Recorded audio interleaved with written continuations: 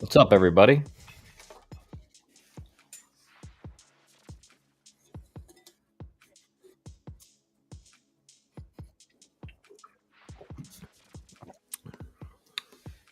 We're going to be in the Miami hurricane space right now. We'll be talking soon.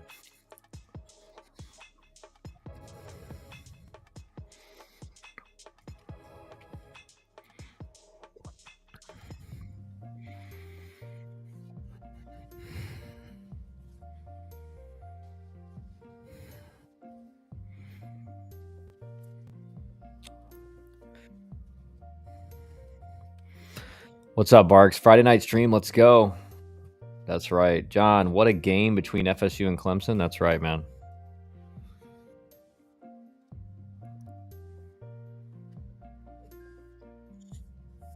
I'm also in the Miami space right now. We're going to be talking a little bit about Miami because it's funny.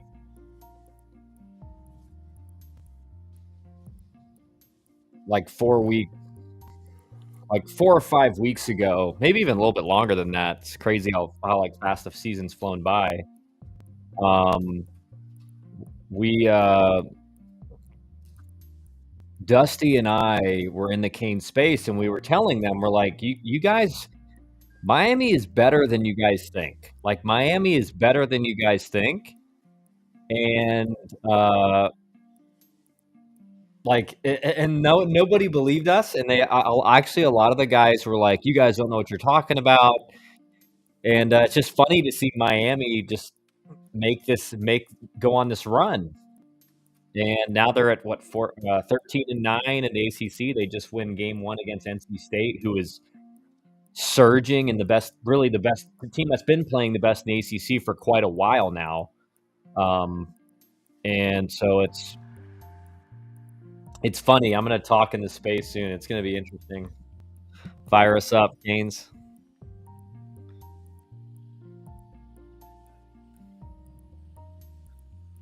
Bye. Canes, man. Like, it's funny. We told you guys, man. We told you guys that Miami was better than you think. We told you guys.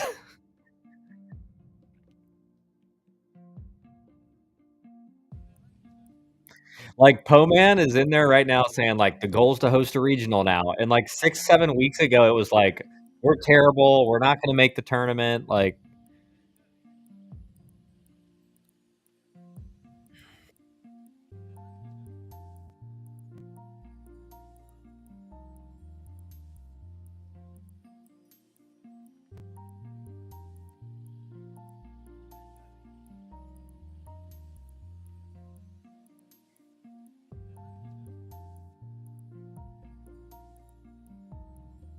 the Miami is hot, man. And I'll tell you this, like, Cuvée, like, finally looking like Cuvée is so massive for Miami's team, because everyone in that dugout knows that they don't have an amazing offense.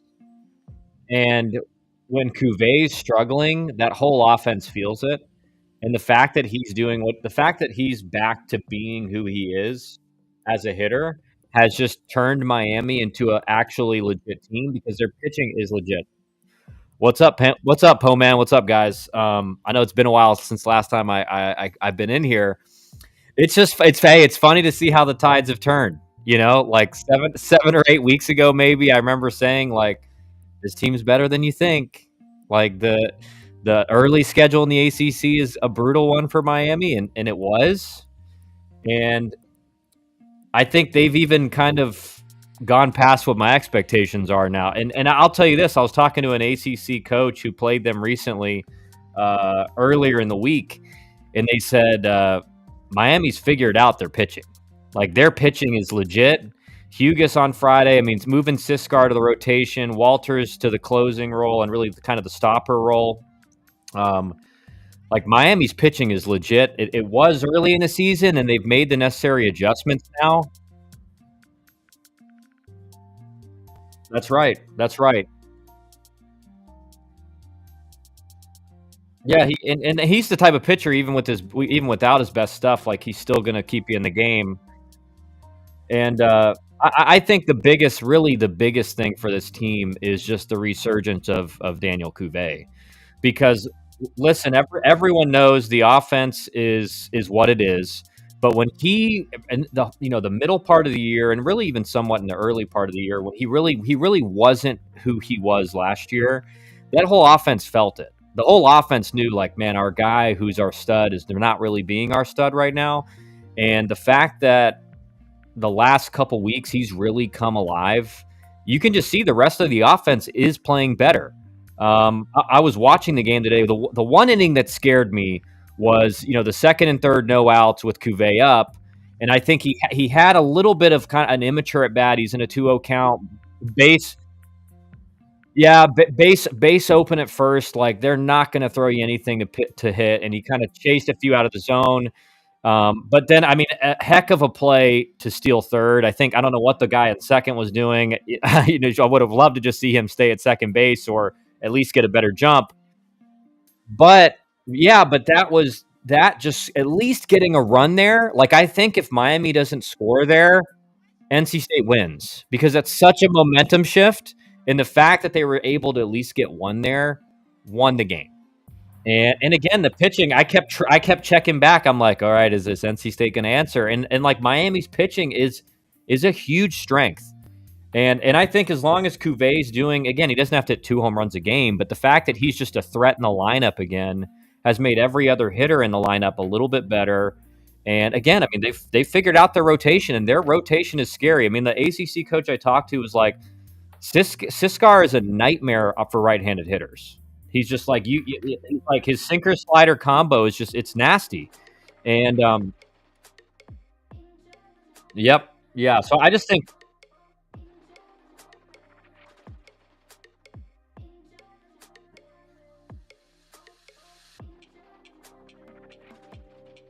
yeah. So I think you've seen the coaching staff really has figured out. And you got to give them credit. They've made the adjustments in the pitching staff that needed to be made, and they've made all the right decisions like in the last 3 or 4 weeks. And the team looks great. The team looks great. That's crazy. The YouTube audio and space audio is in sync. That's nice. That's nice. That stolen home was crazy. Yeah, it was. It was a great play. It was a great play.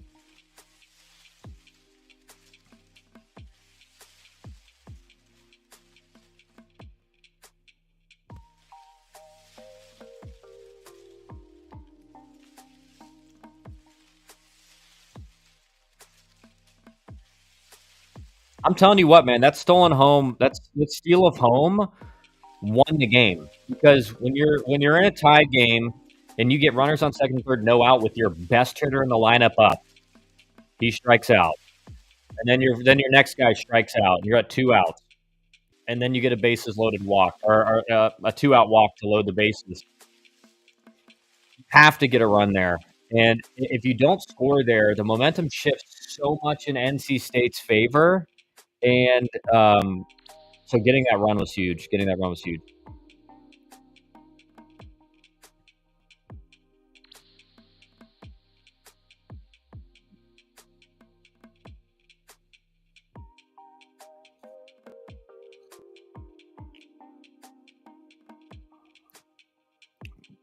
Hey, Georgia Tech got the win too. That was a good. It was a nice. I mean, it was a nice win for Georgia Tech. I think the hope for Georgia Tech is that they can sweep the series this weekend. Their offense gets back on the right foot. I think the pitching was okay. Tate McKee, to me, is kind of regressing a little bit in his last couple starts, but the offense really showed out. So, like, for Georgia Tech, you really liked what you saw offensively, because the offense has been the issue the last kind of 2 weeks, 2.5 weeks.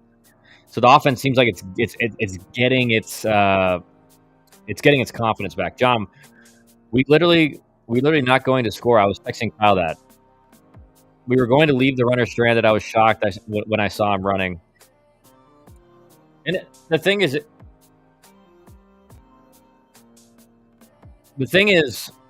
I mean, it's really an easy play with a lefty, especially a lefty who kind of is slow to the plate because he's not looking at you. So as a runner on third, you can really get off.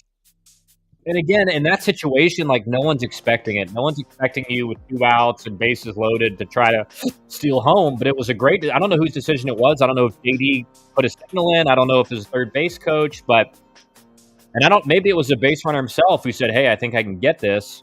But kudos to whoever it was that made that decision because I think that decision won the game.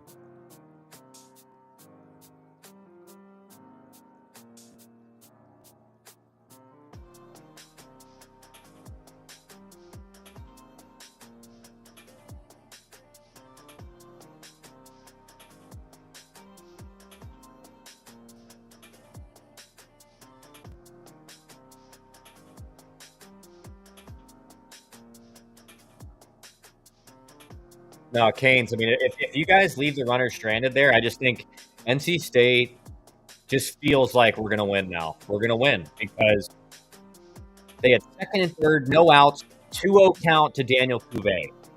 It was second and third, no outs, 2-0 count to Daniel Cuvée. And I think Cuvée, again, I'm going to – hey, guys, I'm going to leave the space, but, hey, congrats on the win, and Miami's looking great, guys. So maybe I'll be back tomorrow night. Let's hope, all right? Yeah. All right, guys. Yep. Yeah, have a good one.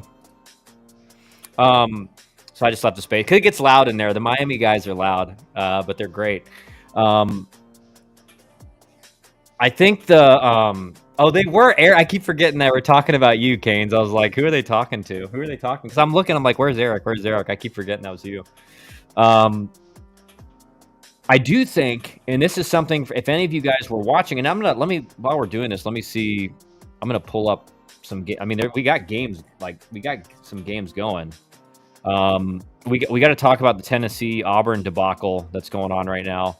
But Cuvée has an immature at bat, I think, in that situation. You have runners on second and third. You're in a 2-0 count. And I think the announcer was right. He goes, I think they're gonna put him on. Like, there's no way they pitch to him. And so as a hitter, what you have to understand, especially a hitter like Daniel Cuvée, in that situation, they're either intentionally walking you or they're going to unintentionally walk you. Like, so meaning they're not going to throw you fastballs. They're going to try to get you out front on changeups, and that's what they did. They just threw him nothing but changeups down, and Cuvé's looking dead red trying to hit something deep, right, to score the runs.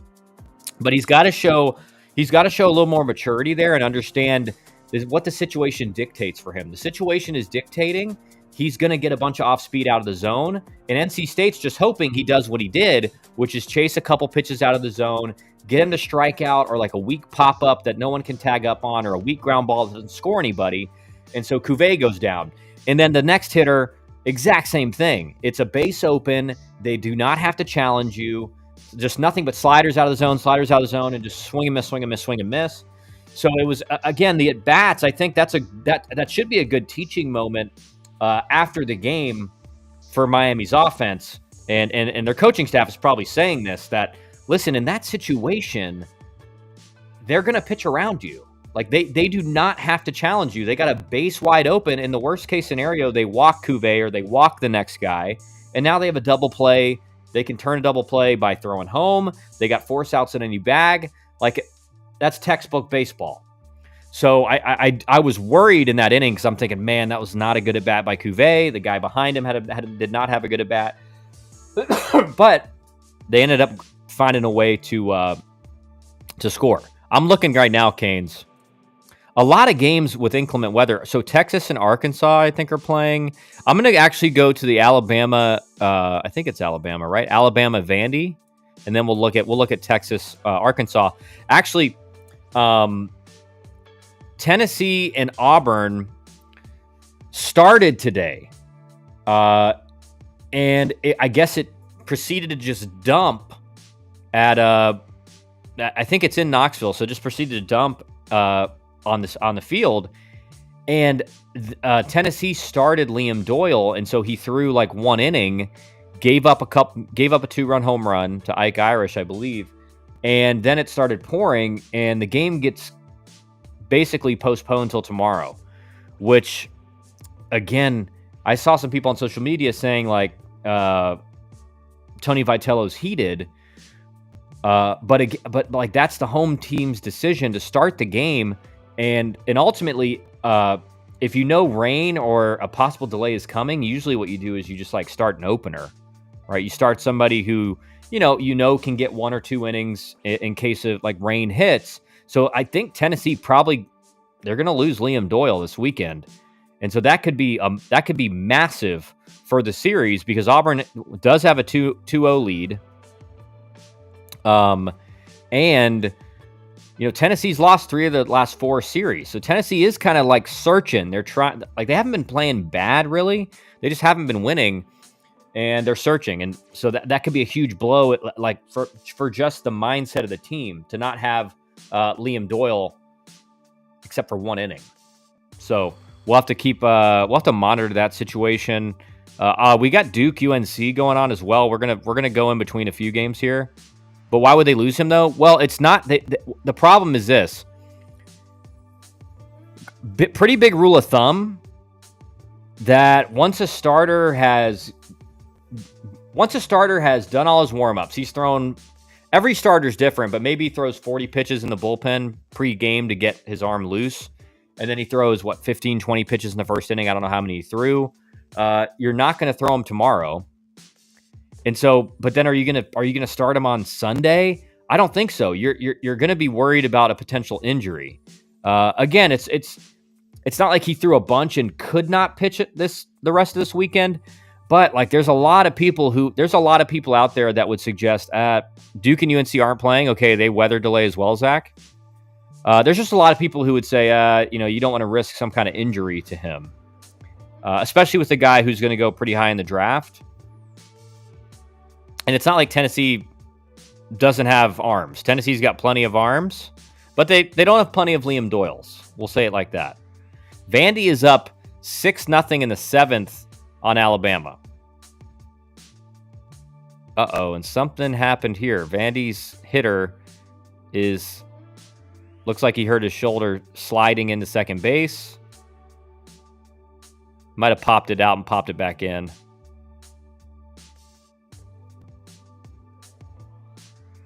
It was a really weird slide. Really weird. North Carolina doesn't play anybody this weekend? Why does it say that on my ESPN feed? Oh, it is lacrosse. It is lacrosse. Thank you guys. Thank you.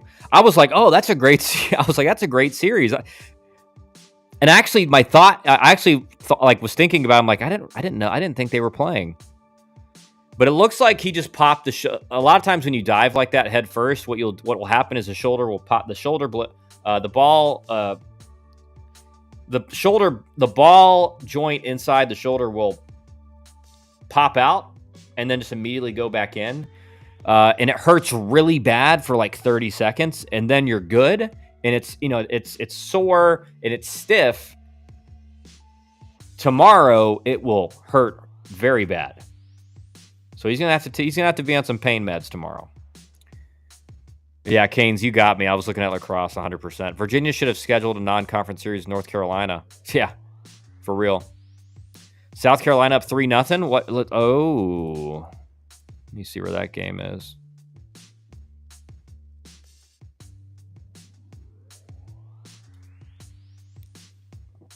South Carolina up 3-0 on the Gators.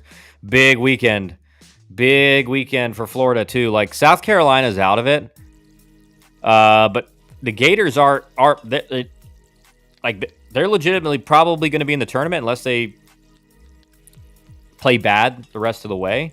So Florida's still got to play well the rest of the way, right? I think they're 8-13, if I'm correct. So you got 9 games left. You got to go 5-4 to get to 13. So they got to play above 500. Florida already pulled their starter. What inning is it, Canes?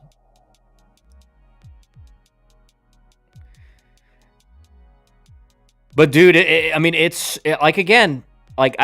didn't want to toot my horn in the Miami space too much, but I remember telling everybody in that space, Miami is better than you think. Like they have the tools. I would never have said they're going to host a regional, but I definitely thought, they're a tournament team. Like, they have the type of team to make the tournament. And I remember a lot of people going, "Oh, you don't know what you're talking about. There's no way. This, that, whatever." But dude, look. Like I was saying in the space, guys, I talked to an ACC coach who told me, like, Miami's got one of the best pitching staffs in the ACC. They said Miami sneaky has the best pitching staff in the ACC. That's a quote. And again, it's because you figured out Siskar and Darius are guys that need to be in the rotation. And ever since that move, Miami's just been unbeatable. Really, what is it, 9 straight? Is it 9 straight ACC game wins? Is it 9 straight? Like, that's insane.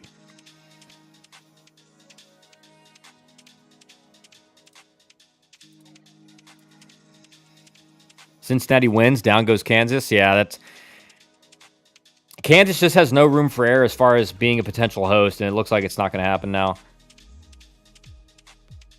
But Kyle, it got so bad that it forced JD to make massive changes. He completely changed his pitching rotation, setup man, and closer, and also changed the lineup. Yeah, and that happens, Zach. Like, that's the sign of a good coach. The sign of a good coach is like when it's not working. And the thing is this, you can't base it off of like 2 weekends. Because you're going to have, like I told you guys, like, you're going to, like, look at Georgia Tech. You're going to have, like, every team, unless you're a top 5 team, look at Tennessee right now. You're going to have a bad stretch. And they made the right changes. And again, the sign of a good coach is, it's easy to say we got to make a change, but do you make the absolute 100% correct changes? And that's what JD did. Not only did he make changes, again, that's easy. Oh, these guys aren't doing well. Robert's not pitching well out of in the rotation on Friday. We got to move Hugus up. Who do we bring in Saturday? Who do we bring in Sunday? They picked all the right guys. He picked all the right guys. And again, like what me and Dusty were trying to tell you guys, 6 or 7 weeks ago, is that JD Arteaga is a very well-respected pitching guy. Very well-respected pitching guy. And like, you guys have arms for a long time now. Like, you got some serious arms that will be in Coral Gables for a long time. Yeah, I mean, and you, Zach, you can say like, all right, well, maybe Hugus should have been the Friday guy to start. Maybe he should have been moved to the Friday spot earlier.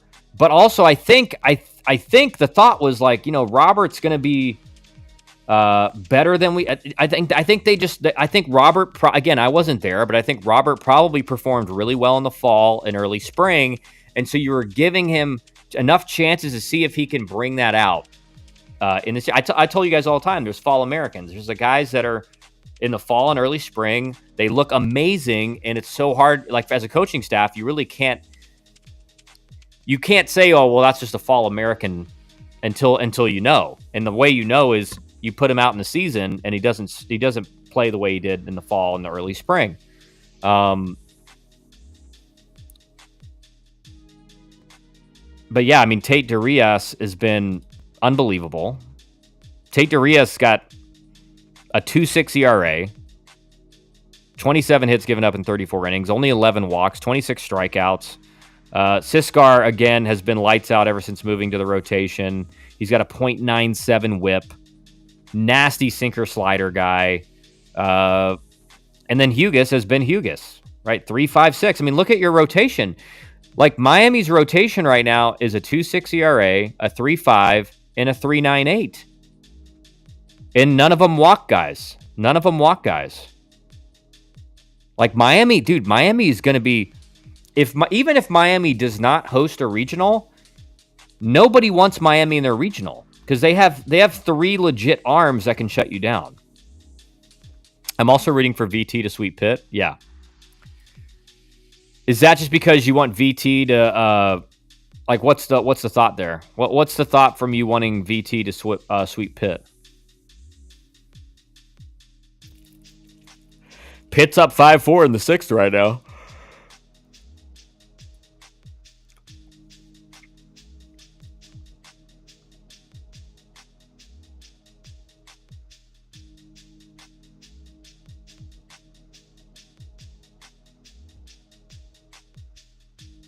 The big thing is not losing Siskar, Darius, and Cuvée to the SEC. Yeah, I think you're 100% right. Again, I think that like one advantage that Miami has is you have a a Latin head coach, and you have a lot of really talented Latin players, and they're going to feel more at home with JD.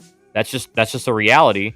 So I'm with you guys, but again, Miami's going to have some NIL, and in all likelihood, the House settlement is going to go through, and Miami's going to be able to up scholarships for their players, and so all of that should help. I want more ACC teams in the tournament. Yeah, I agree. It helps all of our recruiting. Yep. I'm sure the SEC schools like LSU, Texas, Florida, and Arkansas will be coming after our players. Yeah. I mean, that's a sad reality, man. That's a sad reality. And that's why as a team and as an administration, again, let me just say this. If Miami gets to 16 wins this year,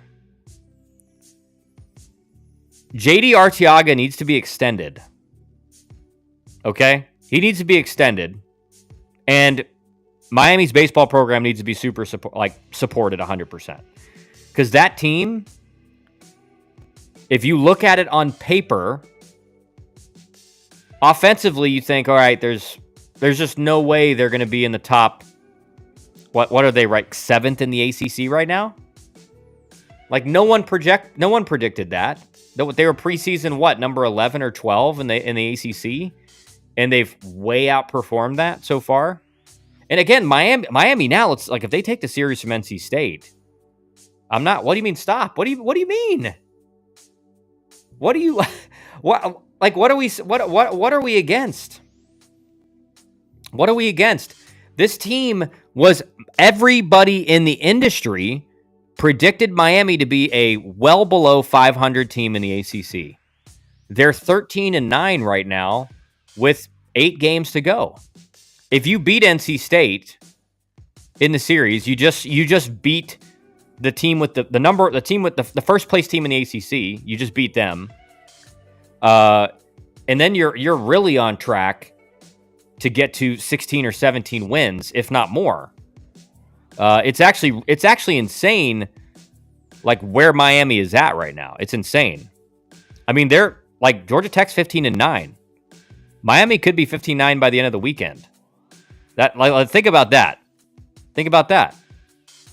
Zach, what did you? Let me ask you this: before the season started, what were your expectations for the team? What were your expectations for the team? Did you think this team would have a chance to be a host with 8 games left to go in ACC play? Did you? And be honest. Canes, we know you're kind of an optimist. We know you're an optimist, and you're a diehard Miami fan, so you're going to predict that. Nobody in the industry predicted. I think most people probably assumed Miami's going to be like 12-18 in the ACC. Let us win this series and beat Virginia first. Like, it's amazing. It's amazing. Like, 7 or 8 weeks ago, it was, we want to fire JD. He's terrible. He's that. And now you're 13-9, and you just won Friday against the first place team in the ACC. I thought realistically, I think like at best Miami's like 15-15 or 14-16 in the ACC at best. At best. And the only reason was I knew they had good pitching, but I just thought, man, especially with how Cuvée started out, I thought, man, Cuvé's going to have to carry the offense, and if he's not what he was last year, they're not going to score enough runs. And now that he's really feeling good, like Miami is just so much better as a team. I don't have expectations for any Miami sports. We haven't made a super regional in 10 years. I don't want to hear you complain. I don't want to hear you complain about 10 years, Zach. I don't want to hear you complain about 10 years. It's been almost, I think it's been 20. About 20 for Georgia Tech. Almost. Before the season, I thought Miami would have a winning record and a decent chance to make the NCAAs.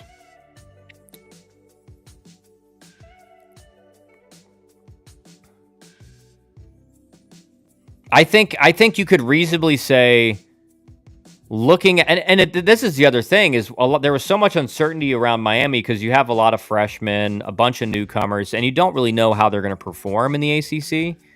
I'll tell you this though. I mean, if you got Siskar and Darius next year, watch out. And Cuvée.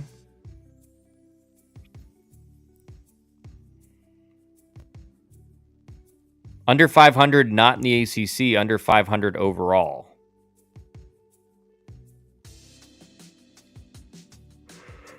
I just think I think you have to be objective and you have to realize that Miami is vastly overperforming expectations this season. Vastly.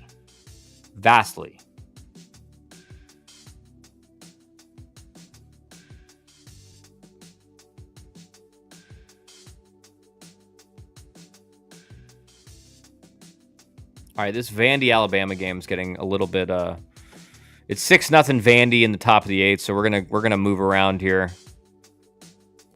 Let's see what other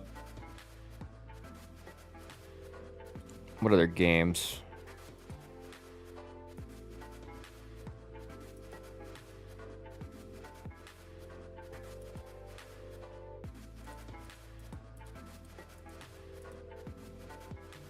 I guess we go Texas, Arkansas. Is Texas, Arkansas on a delay too? Doesn't look like it. I just don't think JD will ever take a Miami team to Omaha. Just my opinion. Y'all don't have to agree with it. Yeah, that's fine. You can have your own opinion. We welcome differing opinions on this show. My point is this. My point is this. Like you have to be realistic. And what else do you want out of this? Like this, and you're telling me in year 2, he went from how bad the team was last year, brought in the highest turnover rate of any roster in the country, and they're 13-9 in the ACC, and they have a legitimate chance of they will make the tournament unless they just collapse, and they have a legitimate chance at being a host. So I think you have to just say this is about you're playing. If the spectrum of Miami's season was 10 wins in ACC play, and okay, at best they're 500 in ACC play, they're playing up here. They're outside of the expectations. I fully agree, Kyle. We're going to host a regional. I'm not even willing to go there yet, Canes, but I just think Miami looks good, man. Miami looks good. And with Cuvée really starting to figure it out and kind of look like himself again, that makes the whole offense better. Because I promise you guys, when Cuvée was really struggling, that whole offense knew. That whole offense is man, Cuvé's not doing well. We're not going to be good enough. Now Cuvée is really going, and you can tell that whole offense is oh yeah, our guy's going now. When your team is 80% new players, it takes time to gel. Professor Rosenthal, 100%. And that is an issue with the portal. Now, not everybody has that much turnover in their roster, but it does take time for your teammates to gel because it's not like the old days where you have a bunch of guys who've been playing together for 2 or 3 years on the same team. You're watching, I know, Canes, you said you're watching the Pitt VT game. Yeah, I'll probably turn that on here in a second. Arkansas beating Texas 5-1 in the 6th. John says I'm rooting for Miami down the stretch. Nice. Yeah, I'm rooting for Miami, man. I know a few of those coaches really well. I know JD. I know Dominguez really well. Played against him in pro ball. Awesome dude. Great guy. And I remember coaching against him when I was coaching for Georgia Tech, and he was coaching for Miami before he went. I forget where he went for a year or 2. 8 days ago, Clemson was number 2 in the country. Miami and Clemson are now tied in the ACC standings. Yeah, it's crazy. It's crazy. It's insane. Miami has won 9 straight games in ACC play. That's incredible.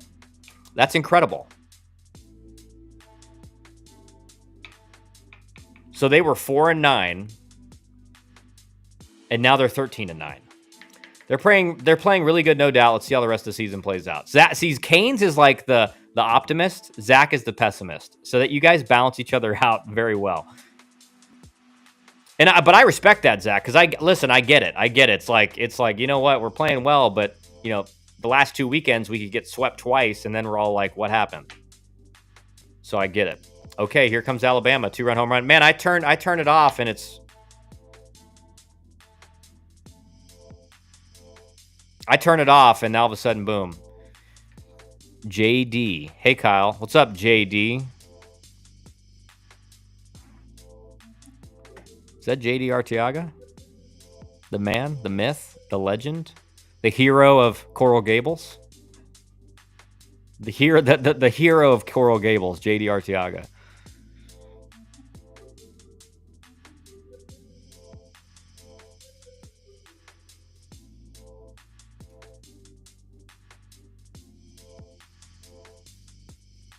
JD already had me sold at the Miami Baseball Forum.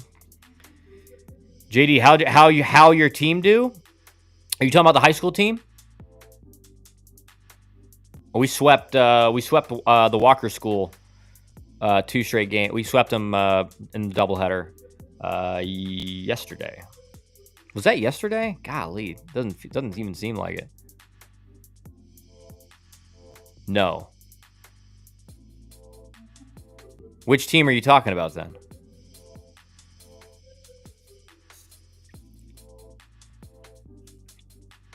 Which team are you talking about? JD from Houston, Texas?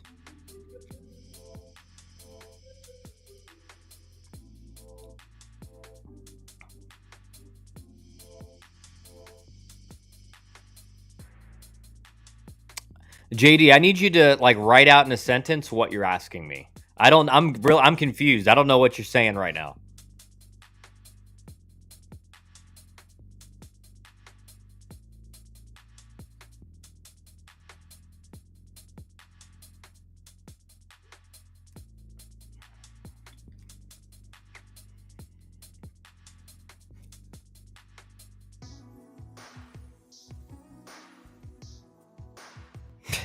Kyle confuses himself so much. No, he asked me how my team did, and then he said no, and then he said from Houston, Texas, and then he said, yeah, your high school.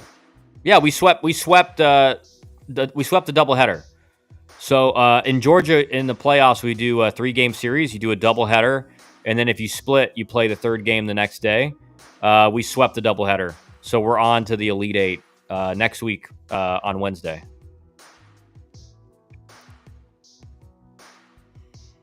And the team is playing really well. I don't think we've made asking how your high school team did. Okay, that's what I thought.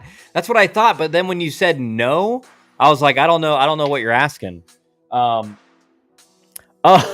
He said, okay. You were responding to me saying JD. Yeah, I mean, I was kind of kidding. It was just funny that's kind of what we were talking about. And then you came into the chat and your name was JD.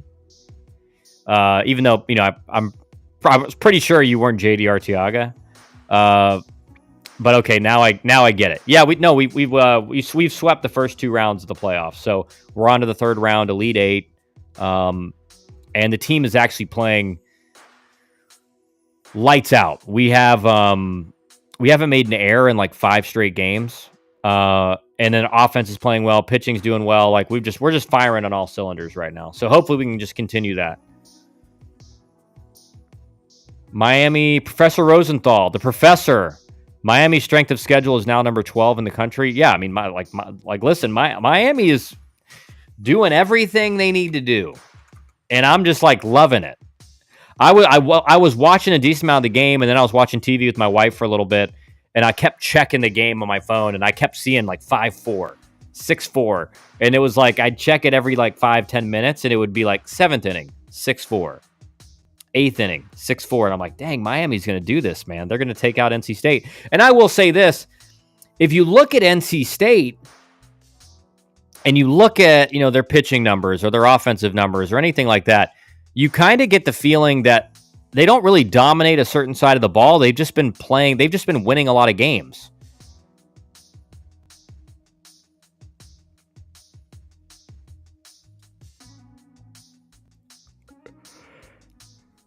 Professor Rosenthal can only wish to be in the regional finals. Yeah, 9 straight ACC wins. You can't fluke that. You can't fluke that. It's one thing to like find a way to win a like series in a row.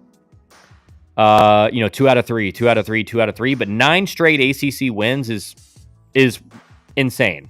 It's actually legit. You're exactly right, John. It's not like you can't fake it. You can't. It's not a fluke. It means you're playing really good baseball. Yeah, I think Miami has Stanford has the highest strength of schedule in the ACC at number 8. And then it's Miami's number 2. And then it's Wake, Clemson, Virginia Tech, Boston College, Florida State, North Carolina, Louisville, Cal, Notre Dame, Pitt, Duke, Georgia Tech.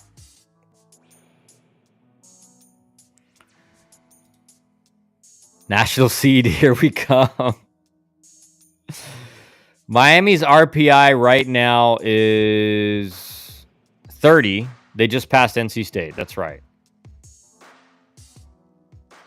Miami needs to get up to fourth place so we can get the double bye in the ACC tourney. Yeah.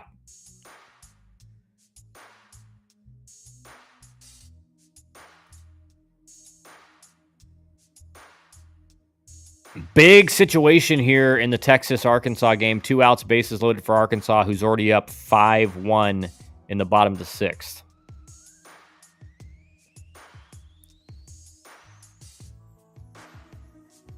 From Bradley Smart, what did he say?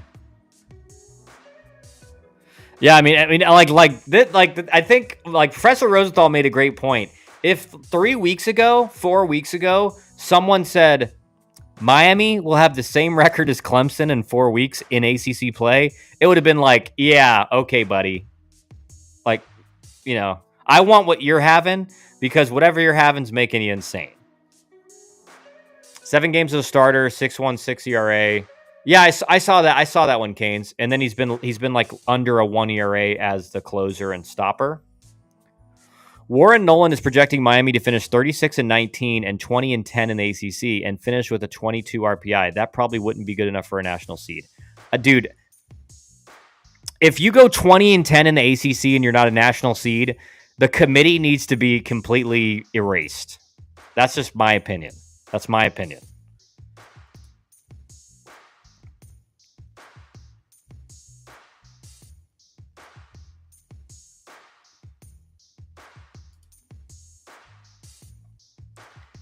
Yeah, no. According on my thing, Zach, Warren Nolan has Miami projected to finish 21-9 in ACC play, which would be good for second in the ACC and finish at 37-18.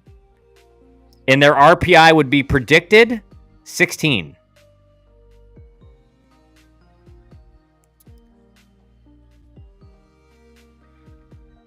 Georgia Tech is predicted to finish 18-12.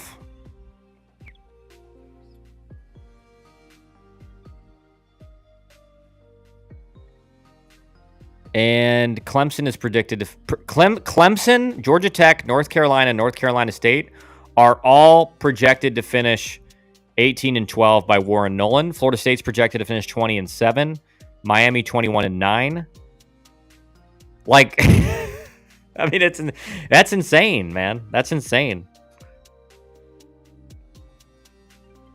So I think that would, if you looked at it like that,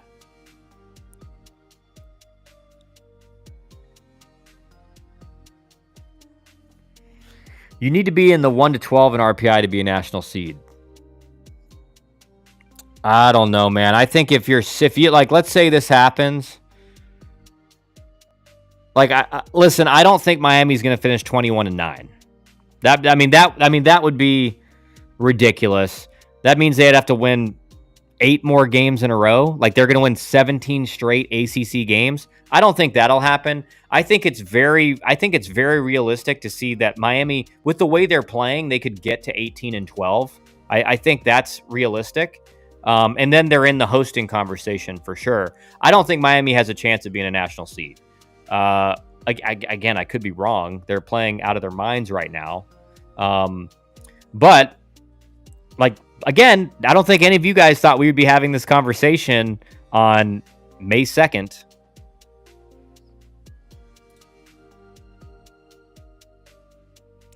Not all these conference schedules are equal. They need to go back to divisions. 100% right, man. 100% right.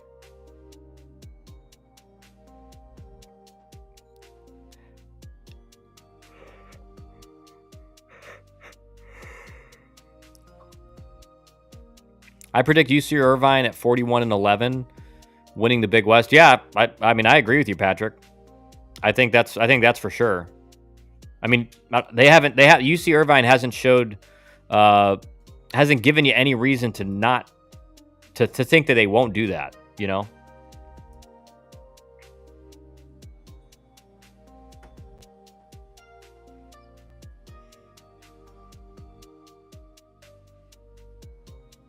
All right, let's get off of this Arkansas-Texas game. Let's go back to Alabama-Vandy for a second. Then I'm going to go to the VT Pitt game. Canes, how's the VT Pitt game going?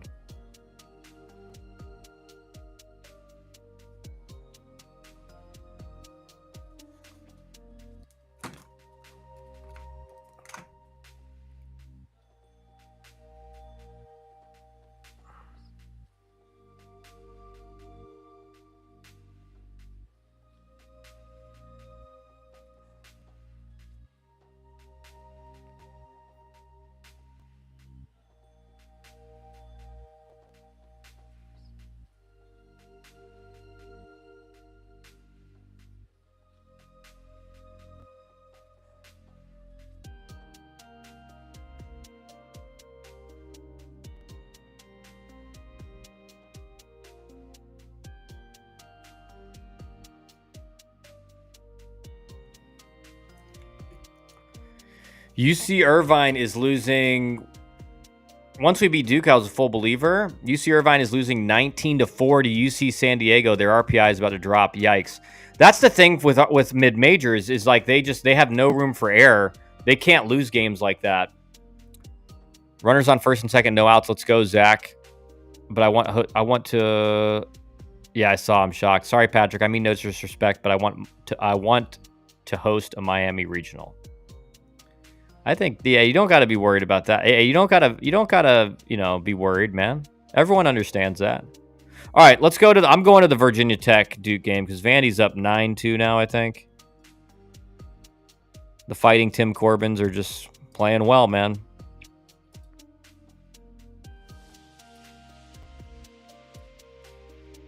Wait, where?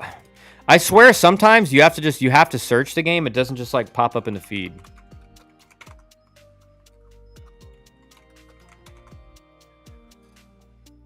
All right, there it is. Let's look it up. Let's see what we got here.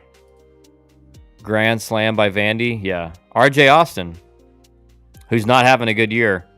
I mean, Vandy's offense, they're playing well tonight, but Vandy's offense has not been good all year. They've been bad. But their pitching's... I mean, you got one of the best pitching coaches in the country, really, at Vandy.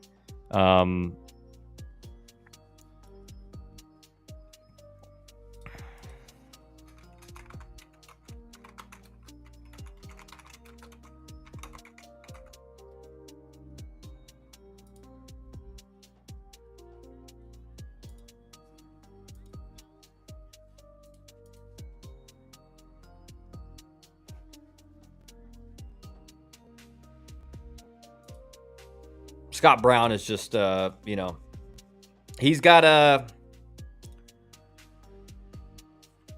Brownie's got a pretty good idea how to develop arms. Colin, you know what's even crazier? And I sent it to Zach because he didn't even know. Imagine if the Michigan State pitcher ended up staying committed to Vandy. Zerwa? Yeah, he's gross. Oh my gosh.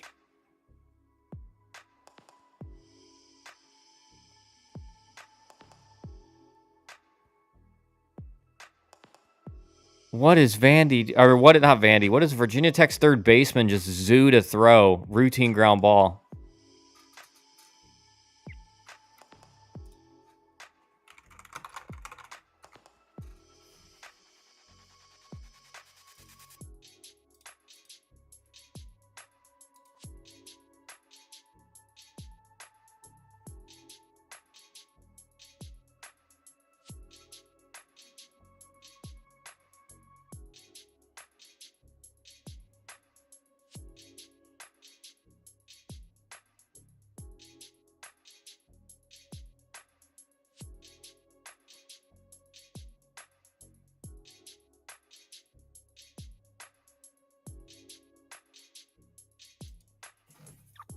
Zero went into the portal, committed to Vandy, then decommitted and went back to Michigan State. Yeah, and I wonder what the reason was. I know Vandy is like pretty loaded with left-handed pitching. They have, and they kind of always are, but they have a lot of really good lefties.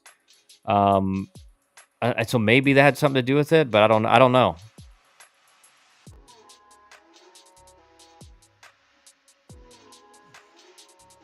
Pitt with a one-run single here. Bases loaded for Pitt. No outs. Bottom of the seventh. Virginia Tech has got to win this game.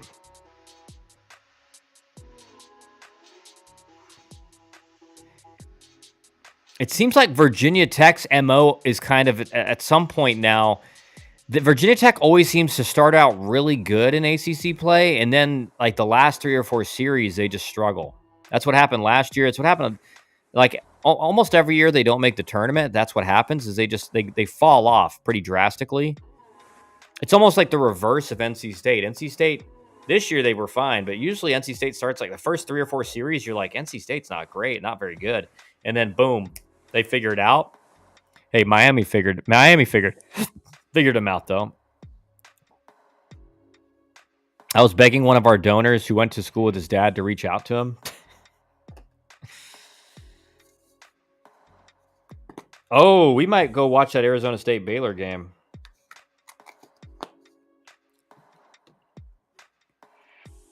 Let's go watch that Arizona State Baylor game. I'll have Canes. Canes, you're going to report Virginia Tech Pitt, all right? I need you reporting that.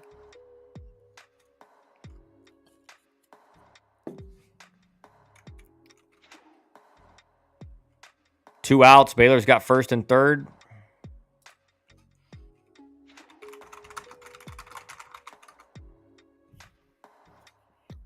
I'm so excited for Arizona State and what they're doing and their AD's commitment to baseball.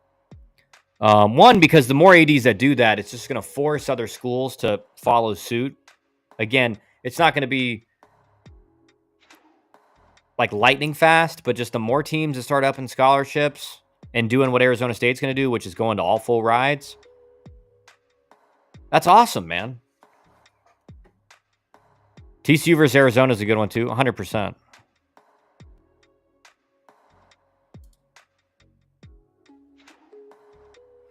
Actually, John, if you're still in here, one of our highest rated recruits will be at. Actually, I think he's. Let me see. Oh yeah, hey. One of our highest rated recruits, he's only got 7 innings for Arizona State this year, but Max Arlich, he's got a 1.29 ERA.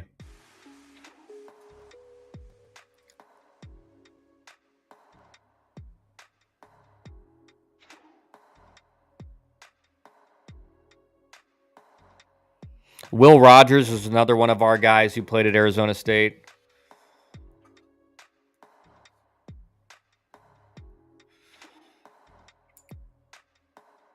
Four-3 game, runners on the corners for Arizona. Florida must have had 2 rain delays. Peterson threw 7 pitches, and then Philpott threw 20 pitches. I heard Sully was pissed. Yeah. Well, usually, and I can guarantee this. So now thinking about it, a lot of people reporting that Vitello seemed pretty upset and was heated because they threw Liam Doyle, and now he's kind of banged. possibly for the weekend. And that's a tough defensive play for Arizona State. Third baseman just boots a ball. Max Arlich is one of our guys for Arizona State. And usually what happens when you see a head coach of a home team who's heated and like pissed off about that type of stuff, it's because maybe the grounds crew guy who's monitoring the weather was like, "Oh no, we'll be good. You're good. It's not going to hit until like the 6th inning or whatever." So they're like, "Okay, we're starting Doyle," and then it rains in the 2nd inning or 1st inning, and you're like, "Dude." So that could be why Vitello was heated, and that would make sense why Sully was upset as well. Because again, you're trying to get information and be like, all right, like, because I can tell you this for Tennessee before that game, the conversations are being had in the coach's clubhouse and the coach's locker room that, is it going to rain right at the beginning of the game? Do we want to start Doyle? And I'm guarantee you they were probably told like, hey, it's not going to rain for a while. That's probably what happened. Baylor's hitter with runners on 1st and 2nd and 2 outs squared around a bunt. Definitely don't want to bunt there in that situation. 2 outs, you got to try to get for a base hit. If you can really run, you're a good bunter, and there's a runner on 3rd. I'm okay with it. And he gets it. Big hit for Baylor. Oh, man, you had a free out at 2nd, too. First baseman lets it go through. First baseman's got to cut that and get the out at 2nd. VT's done. Yeah, Arizona State's pitching staff is legit, 100%. Their offense is legit, too. Bunch of doubles, 320 average. They've scored 401 runs in 46 games, so they're really close to that 10 runs per game margin. I like Arizona State. I think Arizona State's a potential super regional team. They just have everything. I think their pitching staff has not pitched as well as like the arms they have. But again, if they click in the right time, they could be really good. They got a 5.4 ERA as a team, which isn't like terrible, but it's not good. They have a lot of strikeouts. They have 504 strikeouts and 402 innings pitched. And they haven't walked a lot of guys. They've given up a lot of hits and a lot of home runs. They've given up 53 home runs. I just sent you some stuff. Okay, let me check.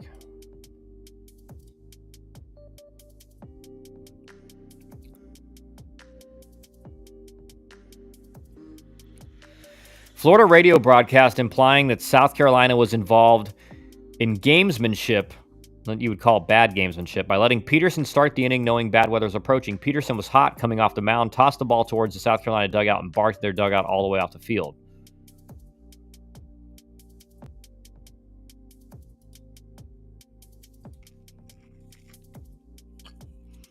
Peterson was 5 pitches into the ball game, still dealing with the leadoff hitter 3-2 count when game was paused. Yeah, but the home team, and this is right, one of the comments is right. Once the game starts, South Carolina has no say in if the game is if the game gets postponed or delayed or whatever. That's only on the umpires. Only the umpires can delay the game. So that's not on South Carolina. Now, if that again, if they start the game knowing bad weather's coming, you could say that, but then they're doing it themselves, right? Now, if they're starting an opener and they're letting Florida start usually what the coaches do is they talk before the game. And they say, we got bad weather coming in, but if that didn't happen, and then you let Florida starter go out there. It could be something like that, but again, I don't. There's nothing wrong with what happened once the game starts. That's totally on the umpires once the game starts. Like the umpires are the one that call the team off the field, delay the game, whatever. You think we have a good pitching staff, Cap? Matt King is really good, John says. Yeah, I think you guys have legit arms. I don't think they've performed as well as I think you guys would have hoped, but they have legit arms.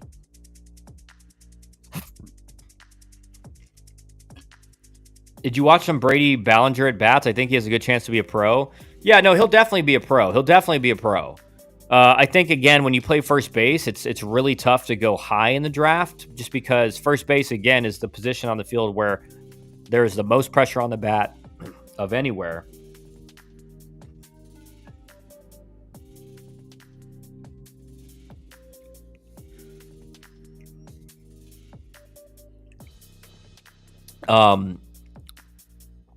And so I think Ballinger definitely is going to get drafted, like probably top 5 rounds. It's just a question of what scouts think. But first baseman, it's very rare for a first baseman to go first round unless the bat is just unbelievably elite. Yes, John, absolutely. John, you have a really good pitcher coming in next season from Doral Academy. Thank God, Canes. Marcelo's been touching 94, 95. He's the ace for Doral. Is it Doral or Doral? I think it's Doral, right? Well, Baylor's up 7-4 now on Arizona State here in the bottom of the 7th.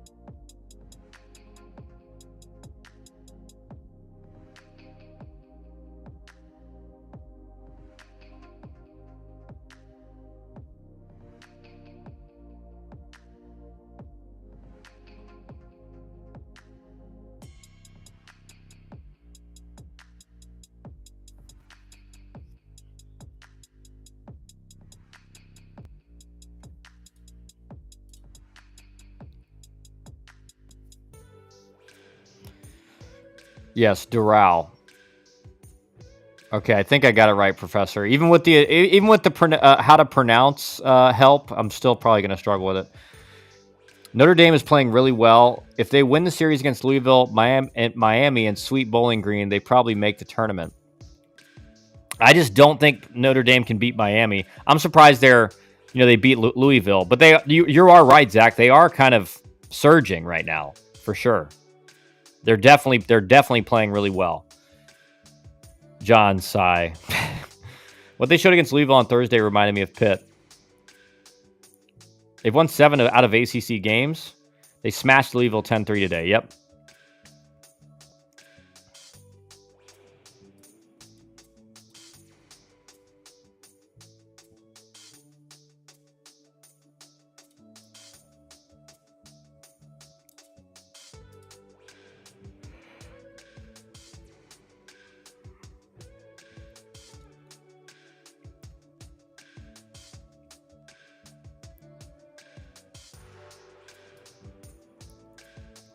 Two-run bomb by the Gators. Yeah, I'm actually going to turn to that game now because I feel like it's spicy. I only got a few more minutes left in this, though.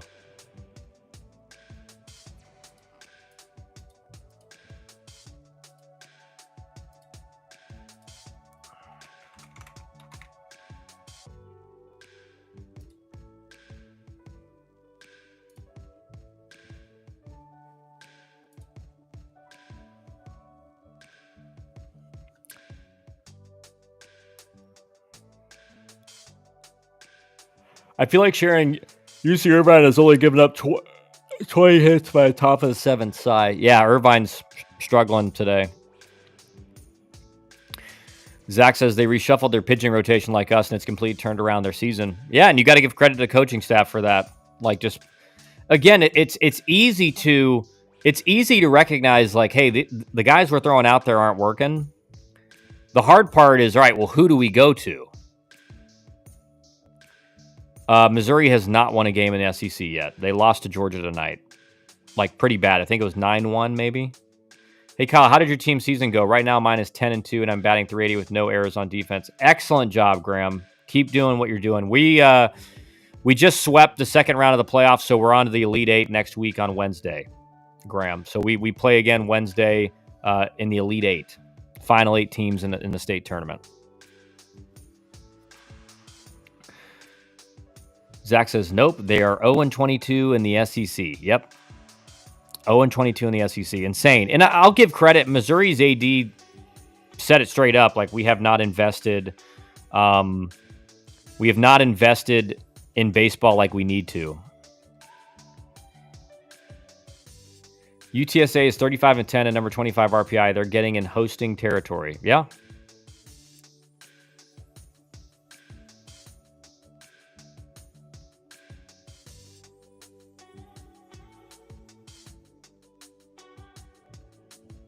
They are, but again, for UTSA, there's no room for error, right? They can't have any bad losses this close to the end of the year. They can't have any bad losses.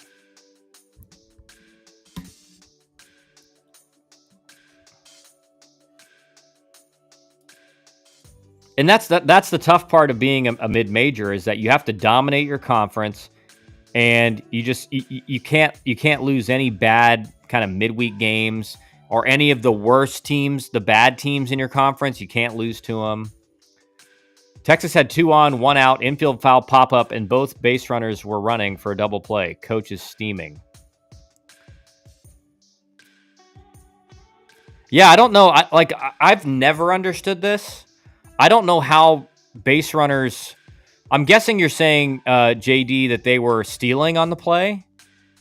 And I've never understood how base runners, when they're stealing, don't know a ball's popped up, because when you're running, just peek in. Peek in as the ball's crossing home plate. Like, all these guys, especially playing for Texas in the SEC, you're plenty athletic enough to put a glance in as the ball's crossing home plate and see what happens. And it's just an inexcusable mistake. So I understand why Schloss is probably steaming.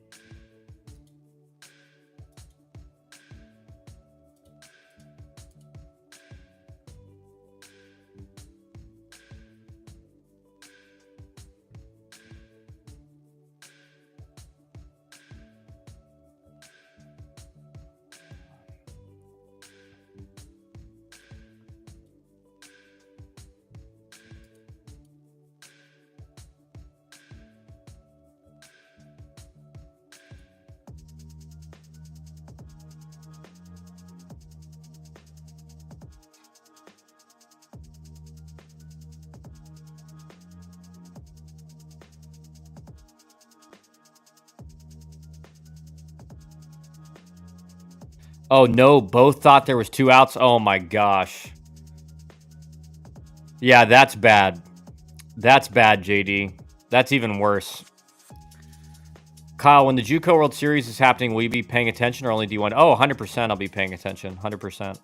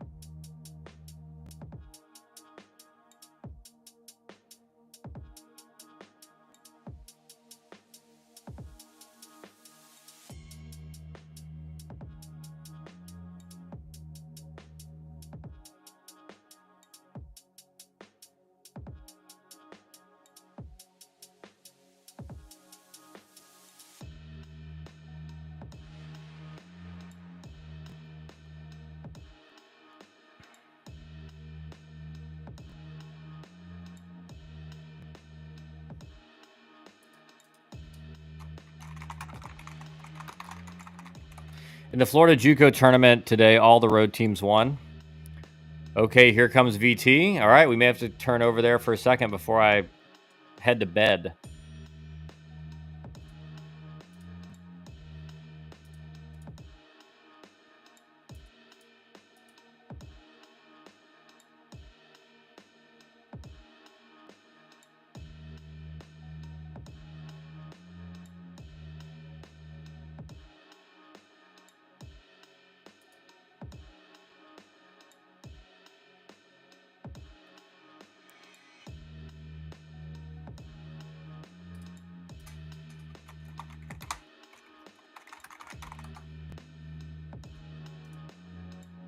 See what Virginia Tech's doing, Canes.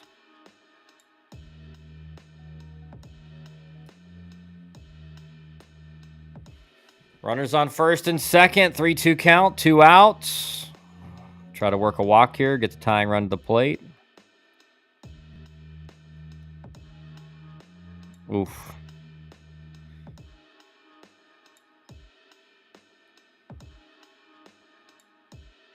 Kyle, you're in Georgia, 2 hours ahead of California? I think it's 3. It's 3. I'm on East Coast time.